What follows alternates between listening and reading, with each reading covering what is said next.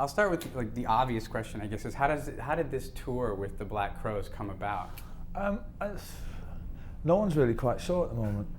I don't think anybody's willing to take the credit for it or take the blame for it either, depending on which way you look at it. I'm not too sure. I got asked by my manager and I said yeah. So as far as I'm concerned, it was my manager's idea, so I don't know. Were you a fan of the Black Crowes before this all started? Yeah, I think I own all of their records, I think. Even some singles as well, so yeah. The show, like I told you earlier, the show that I saw, I seemed to be like a very strong crossover of fans, which is a little bit surprising. You wouldn't expect there to be. I'm not too, well, maybe if you take a snapshot of both bands, you wouldn't think that they would interact very well. But I think the people who come to the shows think, why wouldn't Oasis fans like Black Crowes and why wouldn't the Black Crowes fans like Oasis? I don't see that. There's only one. There isn't that many things that we don't share. Do you know what I mean? I suppose we're a little bit. I mean, we're a very British rock and roll band. And they're a very American rock and roll band. But I think that the essence of the two bands are still the same. Well, once you see the show, to me, it became obvious that this was a good matchup. That this was a great combination of rock bands to see together. I read an interview you did recently where you said that you expected this tour to probably make a better musician of you. Why do you think that?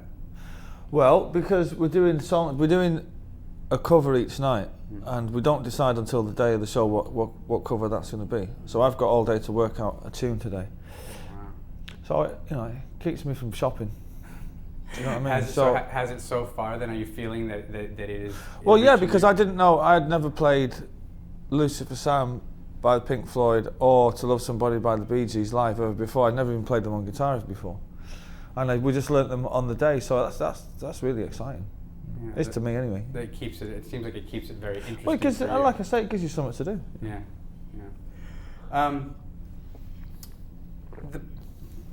Since Oasis has been around, obviously the press has spent so much time focusing on the relationship between you and your brother, obviously. Is it frustrating to you when the press latches on to certain situations and exaggerates them to the point where perhaps it gets blown out of proportion? It annoys me when they refuse to talk about the songs that I spent fucking 6 months of the year writing. That annoys me. But then the press in general tend to annoy me, and the British press especially. The British press will do anything if they'll do anything not to write about the band and its music. Because they generally don't know fuck all about music and the people who make it, and they don't understand the people who make it. So they write about what colour socks you're wearing, or who you're supposed to be dating, and where you're supposed to be going out at night to drink and eat and all that shit. That annoys me. I mean, you'd think, it's like we're in the papers every day in England, right? Literally every single fucking day of our lives we're in the papers. Not one of it. Well, I don't think there's any dates related to music. People just probably think in England we're just these guys that just were famous for being famous, Whereas you didn't spend 6 months of the year recording, the other 6 months of the year fucking touring. Not that we're giving any credit for it, but... Is the American press different? Do you perceive them differently? I prefer the American press because they seem to be a bit more musical. But this is with the advent of the internet, you get the British tabloids now posted on the internet, so the stories will travel to America quicker. Some people pick up on it. You find yourself answering questions about fucking bullshit, even in America sometimes. But generally speaking, the American press is far more tolerant of them than I am with the British press. The British press have no respect for anybody who works in them. Well, based on that comment, in of itself, I mean, if somebody who follows the British press and follows what they write about Oasis, there seems to have been so many, if it's true, there seems to be like so many times where it might have been easier for you to walk away from the band and to end it, but you haven't. Yeah. Why is that? I like making music. I don't want to be a solo artist, And I think that it would be, it'd make far better reading if people started to focus on me and Liam have an argument or something, and it's like, the fallout of that lasts for like 10 weeks or something. Now, we've been in this band for 10 years and made some you know, written some classic fucking, you know, rock songs, you know, rock and roll songs, you know, and done. We've had a fantastic trip. But nobody writes about the creative side of what we do, and the beauty that we've created. It's all about, you know, the drugs and the fucking drinking and all that shit. It just gets annoying because it's not relevant to the music, you know. We're not like Syd Barrett or John Lennon, where we need to take drugs to get to a certain, you know, the music is separate from all that stuff. Speaking of the music, one of the things I wanted to touch on is that you seem to be pretty comfortable working outside of Oasis on certain side projects, like the stuff that you've done with the Chemical Brothers especially, and some stuff I think you played with Goldie on a couple of records. And do you get the same amount of satisfaction collaborating on projects like that you do in creating the music for Oasis? Yeah. In a certain sense, more so because it's not my thing, so you can just you can detach yourself from it. Whereas Oasis is far more important to me than that, where it's like I'm not just the guitar player in Oasis, you know, it's like I'm the songwriter and one of the frontmen and, for want of a better word, the spokesperson. Whereas when you do other stuff, you're just a guitarist, you're someone that's brought in to add something to a record as opposed to creating it yourself, which is fine. I like it. In terms of that creativity, last year you spoke when Standing on the Shoulder of Giants came out. You spoke a lot about the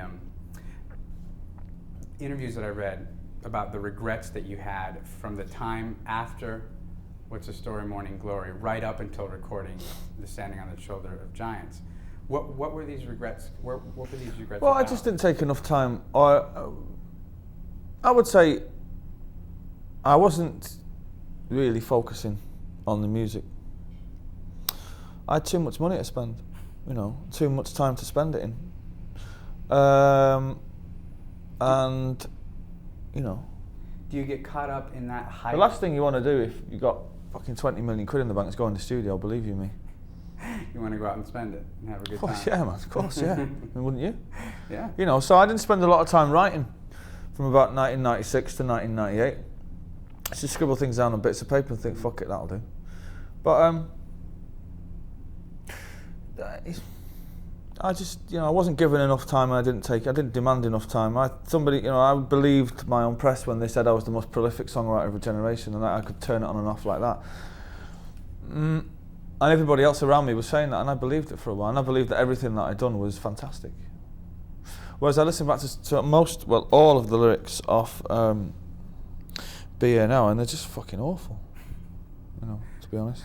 I don't know a lot if everyone would agree with that. I don't give a shit if everybody agrees with it or not. You know, I wrote them, so. Mm-hmm. If you're not happy, then no one. No, not really. That's why we don't play any of the songs off that album anymore. Can fame get in the way of creativity? I don't think fame has ever got. No, it's not. You know. I don't know what you mean by that. What does fame get in the way of creativity? I don't think that I've ever bunked off a day in the studio to go and have my photo shoot done with fucking Kate Moss in Vogue or anything like that, you know. Or to go around to Elton John's house and drink tea and eat biscuits, you know. Drugs get in the way. You know, bullshit gets in the way, you know. And laziness, really, is basically what it is. So, but with Standing on the Shoulder of Giants, there seemed to be a renewed sense of passion for the music. How did you get to that point? Well, because then after, you know, that album and that tour, the Be Here Now tour, we had a year off, and then it's like you've got something to prove again. I find that I do my best when I've got something to prove. I mean, it's no coincidence that definitely maybe will be the best, or is the best album we'll probably ever write, because it took 10 years to write. You know, and a lot of people were saying that you'll never get anywhere doing that kind of music. So you're like, you've got a certain drive, and then, you know. But that's coming back now, slowly but surely. Standing on the Shoulder of Giants is probably the second best album because we had something to prove. You know, we had to go and prove people that we could still do it, and we weren't just celebrities. You know what I mean? And we sort of got halfway there with that record. All the songs are great. There's 2 sets of lyrics which are shit, but that's all right. I think 7 out of the 9 tracks are fantastic. You know? But this next one will be good though. What motivates you to write these days? Is there something that gets you in that place? Well, I don't really wouldn't like to pin it down to one particular thing, as long as there is something to motivate me to write. That was the problem with BA Now. There was nothing. I wasn't, I was rich, I was fucking famous, I was successful, I had everything I ever wanted. What are you going to write about? Do you think you need to suffer to be creative? No. No? I just think you need some form of inspiration. It doesn't matter what it is, whether it be, because I wasn't happy or sad around the time of BA Now, because it was just a drug-induced level of feeling like that. So I didn't have any feelings, And I suppose around about the time of Standing on the Shoulder of Giants, I was coming off drugs, so I wrote about that a little bit. The circle of friends I was involved in, and this record is this new one now is far more optimistic, because I've left something behind, and now I've, to all intents and purposes, got a new life, and I'm moving forward with new people in my life, and just writing about that, really.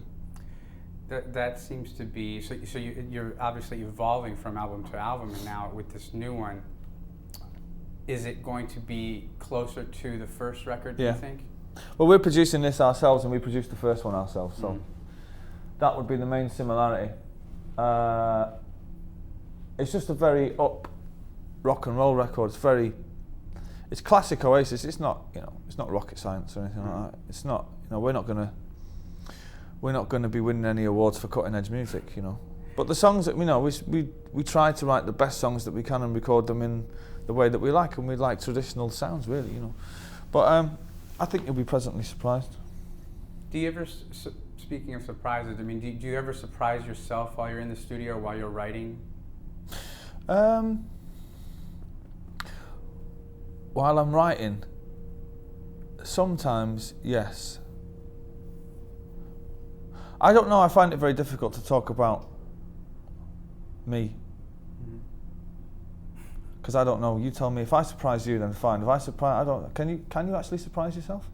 I don't think you can. Is that possible? A spontaneous I don't want to get off the subject here, but is it actually possible to go, oh, I never knew that about myself? That's bollocks, isn't it? If something requires playing on the guitar, then you go and play it. You don't play it and then go, I never knew I could play that. So I don't know. Do I surprise myself, or I'd have to say no? I'm at a constant level of genius all the time. You know what's coming at all times. That's great. Another quote I read from another interview, which I thought was very interesting, was that you said that you think British music is finished here in America for a while. The scene seems to change so fast here, and I think we burned some bridges. Do you still feel that way? I don't. Did I say we burnt some bridges? I don't know. Well, I just read it. I don't know if you said it. Yeah, I think. Well, there's all the music that seems to be in vogue in America now is the rap metal thing. There's not that many metal rappers in England, it has to be said. We're from a bit more of a traditional stock. We're either pop or rock or dance. You don't really stray off them three things, really. But I think, Coldplay are doing all right out here, but I don't think there'll be another massive band coming from England for a while. I don't see it, to be honest with you. I suppose we may have burnt a few bridges with our attitude, but that was just, it wasn't, I don't have to apologise for that, because it wasn't. We've always had the same attitude, no matter where in the world we are. It's like we don't really play up to being pop stars. You think people look forward to that attitude though now? It's so much a part of what Oasis is in the public perception. You think people want to see that? I don't know. You'd have to ask Liam. So I'm not that calm. I'm not really a feisty type of bloke, to be honest with you. I'm more into peace and love. Whereas Liam, on the other hand, is not. He's a bit more uneasy with himself. So, but do people want it? I don't know. I've never really thought that attitude sells records. Are you? Unless, of course, you're in a hip hop band where attitude, in fact, is all it is. Yeah. Is there a question that you're surprised you've never been asked before?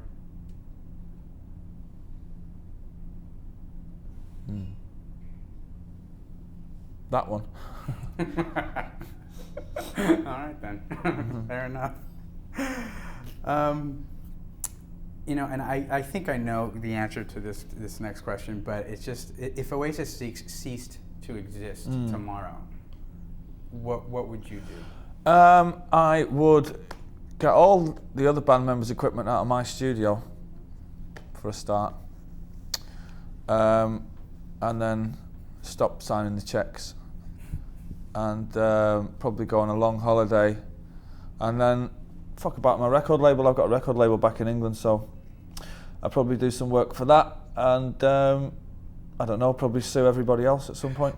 I think that's the way it works, isn't it? I think Yeah, so. probably Well, that's the American way. At Well, I'd least. file a lawsuit against everyone. Just What for the hell is of it. this label that you have back at home? Are you signing bands? Yeah, they've got first. That's already up and running. It's called Sour Mash, and we signed. There's a band on there called Proud Mary. They're just on their second single back in England. There's an album coming out in June. Trying to get them a record deal over here at the moment. And that's quite similar to what the Black Crowes do, really, but a bit more mellow than that. It's a bit more country. Are you actively out there looking for acts to I sign? produced the records, and I signed them, produced them, arranged them, and done the artwork and all that stuff. So it's pretty hands-on. I like doing it. It's something that, again, it gets me out of being in a band, and being in the studio, which I like.